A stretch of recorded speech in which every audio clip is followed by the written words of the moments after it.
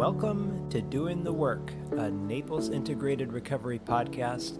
My name is Brian, and this space is for anyone who's tired of surviving the same emotional and behavioral loops, whether that's anxiety, trauma, addiction, or problems in your relationships. Around here, we cut the surface level advice and sugarcoating, no platitudes or bumper sticker wisdom. We focus on clarity, responsibility, emotional discipline, and the courage to look at yourself honestly so that you can stop repeating old patterns and start living with intention instead of reaction. Let's get into it.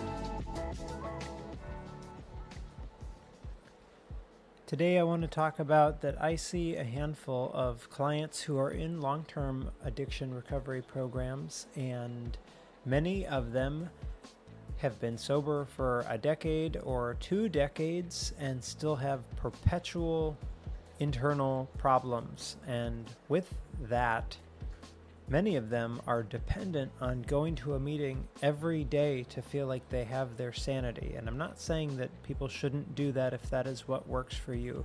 But today I wanted to talk about an underlying theme that I see with a lot of them and some of the healing that I think is available or possible outside of that fellowship. And again, I want to make sure that I'm very clear. I'm not telling anybody not to go to meetings if you need to go to meetings. If that is what gives you structure and connection to others, you should absolutely be doing that. But I want to talk about a condition that is underneath that for a lot of people, and maybe this also exists if you don't have addictions, but you have trauma. So today I'm talking about broken mirror syndrome and how trauma distorts your self-perception in real time. This broken mirror syndrome is something that happens when trauma disrupts a person's ability to evaluate themselves accurately. Introspection still happens. They have the ability to self-reflect. Like I said, a lot of these people are sober. Maybe they've done a fourth step. They've done an inventory of their resentments and character flaws. But the problem is distortion. The mirror is intact enough for them to function, but fractured enough to misrepresent. And I hear it all the time in lived material in the office. A client might say something like, every step that I make, I question if I'm doing the right thing. And a statement like that is not philosophical, it's physiological, because it's a nervous system that is treating ordinary decisions as potential moral threats. And that kind of an internal dialogue starts before the day even begins. So I have one client that talks about how he wakes up and immediately his brain is active with, what are you going to do about this? Or you messed this up, or you need to fix this. There's a biological piece to this. Cortisol naturally rises within the first half hour of you waking up. That's normal. That is not unique to people with trauma. It's your body turning the lights on. And in someone whose system is wired for threat, that natural cortisol rise pairs with threat scanning. The brain starts searching for problems, and it pulls up material that matches the tone of the body. If shame is familiar, then shame-based memories are what's going to come up first, and then the day starts from a sense of deficit. A client that I saw last week said that when he wakes up in the morning, it's almost like it is photographic of the mistakes that he made in the last 24 hours. And that is what high emotional arousal does. When something happens under strong stress, it gets encoded with more sensory detail. Later, when something else remotely similar happens, the body then reacts quickly. Muscles might tighten, heart rate shift, focus narrows, and the body feels like something is wrong. The mind follows that signal and concludes something is certainly wrong now. So, for example, this client isn't waking up and deciding to criticize himself. He's waking up and then his nervous system is moving first, and then the interpretation comes after.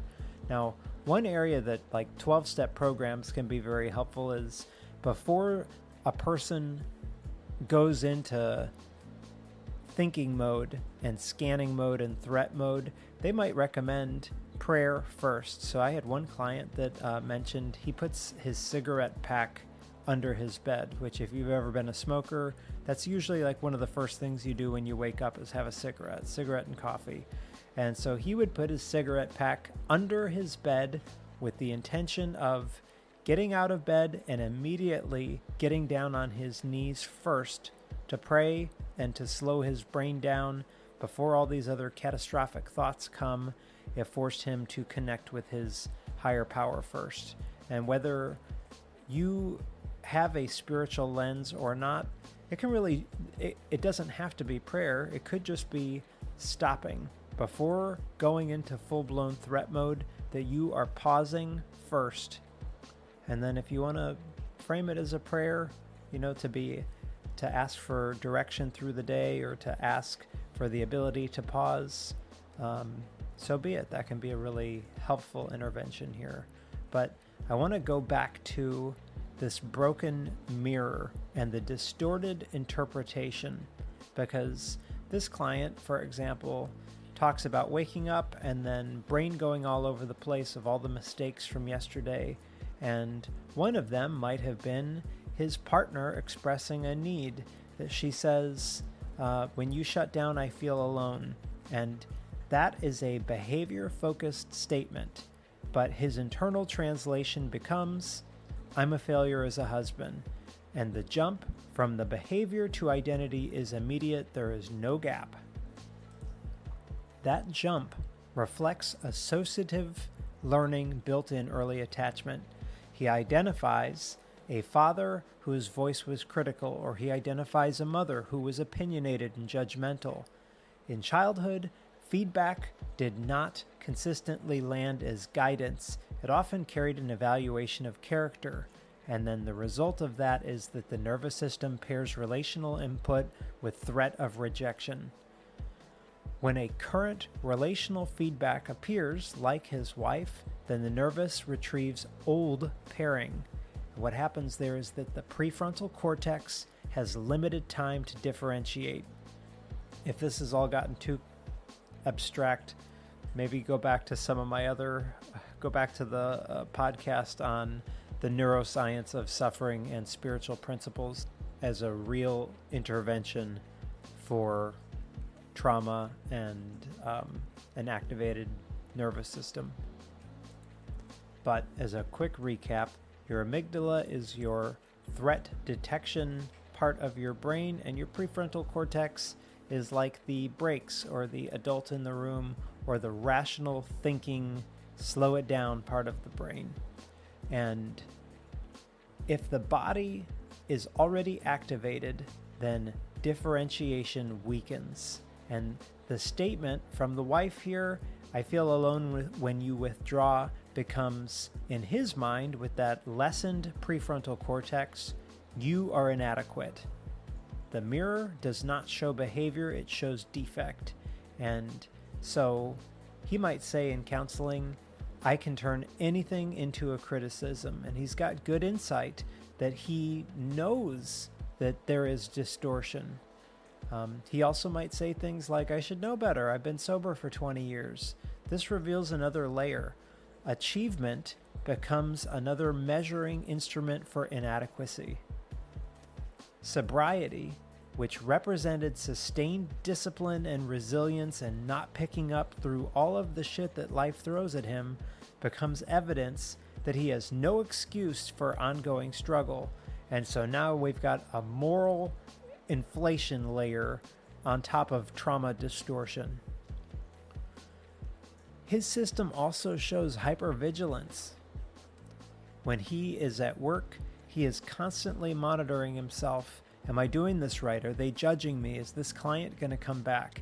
And that is predictive error monitoring running continuously. So now you've got chronic sympathetic activation, pushing the brain to anticipate evaluation before it has even occurred. And over time, this level of monitoring can drain cognitive resources. This client describes rushing through the day just so that he can get home, just to shut down. And that shutdown reflects a parasympathetic collapse after prolonged sympathetic strain. That's your threat detection strain. And with that, the inner critic pushes hard, the system exhausts, and motivation drops. So this broken mirror syndrome is not self-awareness, it's self-surveillance fused with shame-conditioned interpretation. Part of the distortion also shows up in decision paralysis. This client, like many other clients, says, just tell me what to do.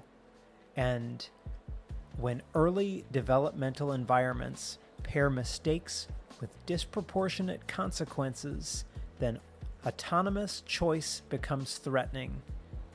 If someone else is the one who is always dictating what action you should take, then internal blame will decrease if an outcome fails.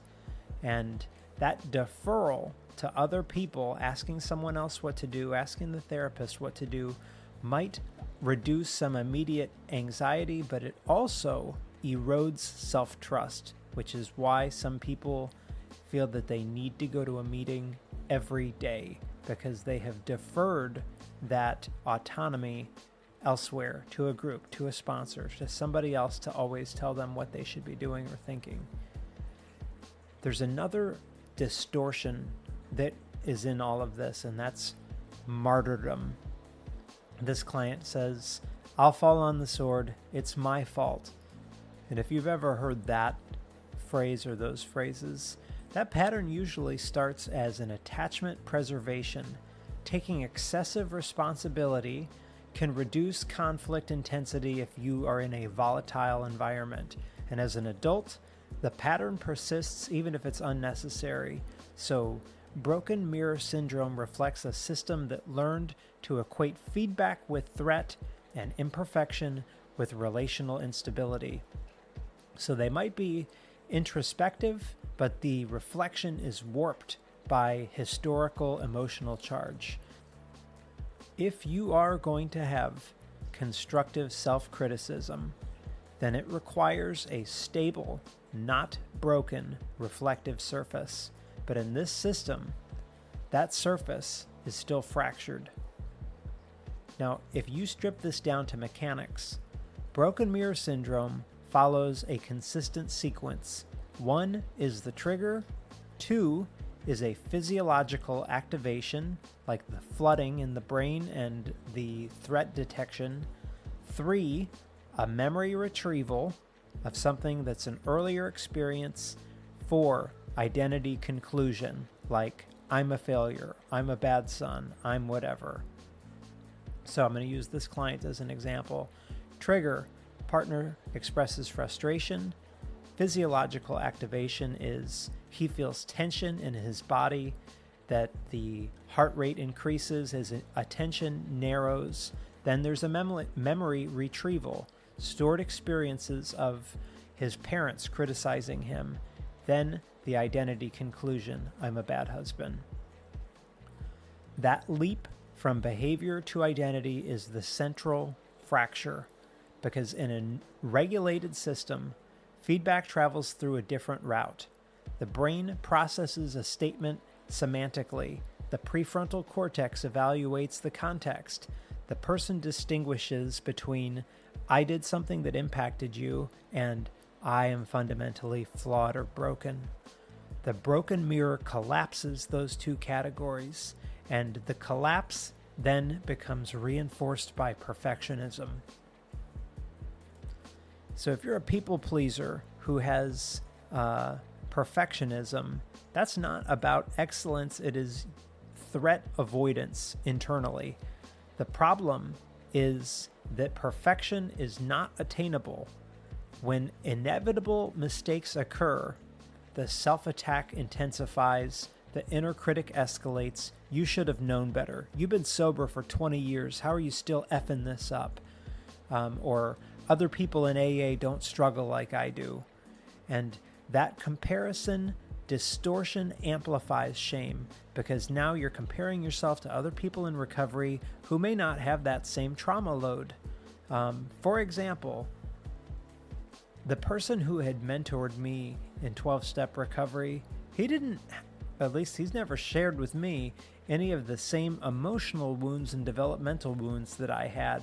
So our recoveries are completely different. And for him to then just say, you need to do it the way that I did it, well, obviously that's not going to be the right complete fit, right? Because we've got different histories of what brought us into addiction.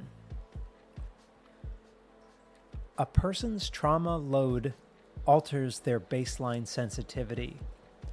Developmental environments shape stress response thresholds, and comparing outcomes without also comparing histories produces an inaccurate conclusion when you start measuring yourself against other people that you meet in peer-led recovery that are having a different outcome even though you're both quote-unquote sober.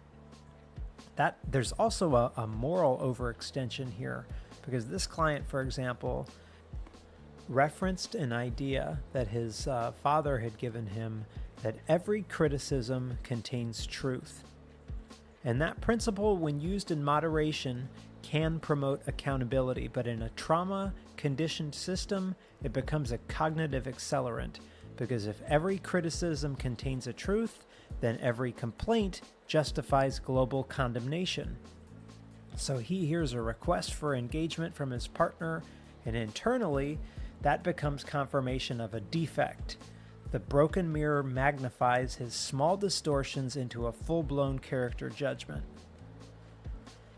We also need to examine the internal conflict that he describes, that there's a punitive voice, stop being weak, get your shit together, and then there's a shutdown response that comes from that. I just don't want to do anything. I just want this to pass. I just want to lay in bed. From a nervous system perspective, this reflects oscillation between sympathetic overdrive, that's the threat detection scanning overdrive, and then the parasympathetic withdrawal. His inner critic activates sympathetic arousal. Then his energy mobilizes and the body is starting to prepare for how to correct. And if sustained activation becomes overwhelming, then the system flips into collapse, where then parasympathetic is active, motivation drops, and numbness increases, and you just want to hide, lay in bed, and just avoid everything. That oscillation creates serious confusion internally, because people will experience themselves as inconsistent when in reality the system is just cycling between two different activation states. I want to go back and revisit where I talked about decision paralysis and asking for external. Now, a lot of clients come in and they need a lot of steering, and I don't mind helping with that. But if a person says something like, tell me what to do, it reflects risk avoidance. Autonomous decision-making exposes people to potential internal prosecution. And if someone else is the one that is defining action, me telling someone what they should be doing, then they can attribute any kind of an outcome externally, back to me. This will reduce anticipated shame. But over time, that deferral to outside, what my sponsor tells me to do, what my therapist tells me to do, that outside deferral prevents the development of internal authority. Self-trust requires the ability to make decisions, to tolerate imperfection, and then surviving the emotional aftermath without collapse. But the broken mirror interferes with that process, because any mistake that a person makes becomes an identity level indictment. So let's differentiate between destructive self-criticism and constructive self-criticism with the same system.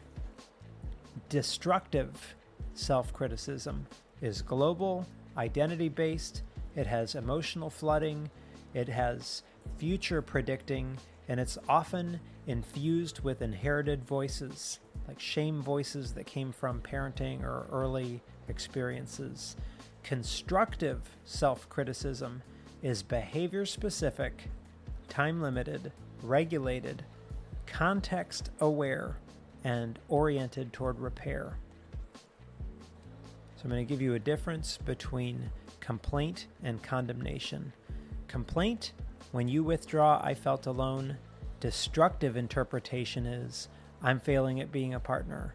But a constructive interpretation would be, when I withdraw, it impacts our connection, and I need to respond differently in those moments. The broken mirror defaults to a destructive interpretation because identity level shame pathways are stronger, and repair requires strengthening behavioral interpretation pathways. Before we can move into repair strategies, there's one mechanism that matters, and that is attentional bias. This client, for example, focuses on quote-unquote the bad stuff I've done. Trauma conditions selective attention toward threat-related material. The brain filters experience to confirm prior emotional learning. This creates confirmation bias internally, where positive data receives less encoding weight and negative data receives amplification. That selective encoding reinforces the distortion that is in the mirror, and over time, the person genuinely believes the broken reflection because the system retrieves only that confirming evidence.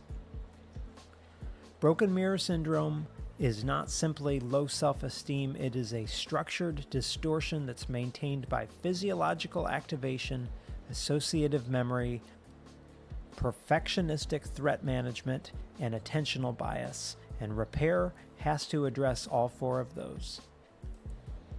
If broken mirror syndrome is a trauma-conditioned distortion of your self-evaluation, then repair is not about just be more positive, just be nice to yourself. It is about becoming more accurate, and accuracy requires three things: regulation, differentiation, and behavioral specificity. That's a word, isn't it? Specificity. Start with regulation. When the system is activated, interpretation skews towards negative, because if your heart is beating fast and your breathing is shallow and your muscles are tense, your cognitive appraisal narrows. Before any self-evaluation, your nervous system has to settle.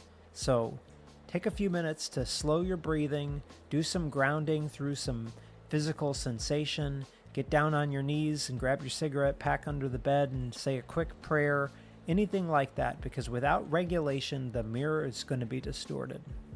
So in the session, if my client says that he hears a complaint and immediately escalates to, I'm a bad husband, the corrective step is not reassurance.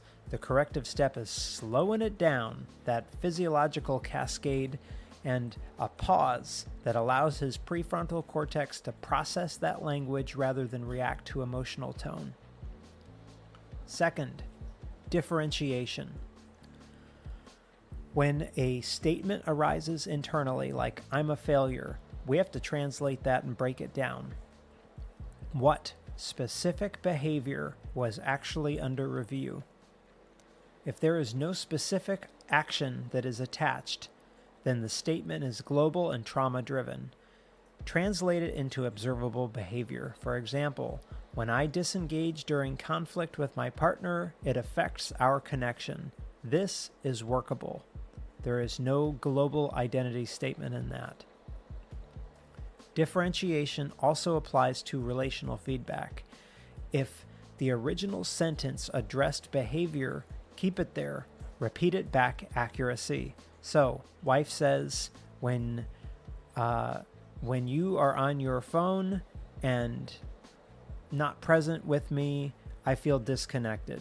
And then rather than saying, got it, I'm a bad husband, you repeat back, when I'm on my phone in bed, instead of connecting with you, you feel distance between us. That prevents identity fusion. The repeated practice of separating a complaint from condemnation begins to rebuild clarity in the mirror. Neural pathways in your brain strengthen through repetition, and each accurate interpretation weakens the older association between feedback and defect. Third, contextual awareness without avoidance. Early relational experiences shape hypersensitivity. This explains the intensity, but it does not eliminate the responsibility for current behavior. Adult accountability remains intact. The difference is that accountability focuses on behavior change and is not an identity attack. So when he says something like, "I should be better, I'm 20 years sober," the recalibration involves recognizing that sobriety and an attachment injury are two different developmental timelines. Emotional conditioning does not automatically resolve with abstinence, and recognizing that reduces any kind of a moral overextension. Fourth, reduce perfectionistic threat modeling. Perfectionism here is functioning as an attempt to prevent criticism from landing. The corrective process involves tolerating imperfection deliberately. That means being open to feedback, make a decision, allow it to stand, observe an emotional response without an immediate correction, survive the discomfort. Each survived instance teaches the nervous system that being imperfect does not mean relational collapse. Next, build internal authority. So when someone keeps saying something like, "just tell me what to do," that pattern weakens their self-trust, and internal authority grows with practice. So make small, autonomous decisions, accept incomplete outcomes, resist externalizing responsibility elsewhere. Doing this reduces your decision paralysis. Sixth, interrupt the bias. If your mind is automatically pulling up proof that you have failed, then you have to deliberately pull up other evidence. So this is not about scanning or repeating positive phrases. It's about facts, specific moments where you know that you handled something well, times that you did follow through, times that you regulated instead of reacting. If your brain is only retrieving negative data, it's going to strengthen a negative pathway. But when you widen the data set and you look for times that you have done it right, then the picture becomes a lot more accurate. Seventh, reduce the physical load. If your nervous system is constantly on edge, then your thinking is going to skew negative. Chronic stress keeps your body in alert mode. Sleep, movement, breathing work, and real rest are very important. You can't correct distorted thinking if your body is always scanning for threat. Repair takes repetition. The mirror does not just suddenly clear because someone comes to therapy. It stabilizes through practice. When you translate "I'm a failure" into a specific behavior, that distortion can weaken. When you calm your body before interpreting a situation, your judgment improves. When you hear feedback without turning it into an identity verdict, your sense of stability grows. Broken mirror syndrome describes a system that has been trained to evaluate itself through threat. Constructive self-criticism evaluates behavior, it considers the context, and it stays regulated. It's structured, it's accurate, and it's trainable. That is a difference between self-attack and self-compassion, which go back a few episodes if you didn't get to listen to that one. When introspection becomes accurate instead of punitive, growth becomes sustainable, and that is doing the work.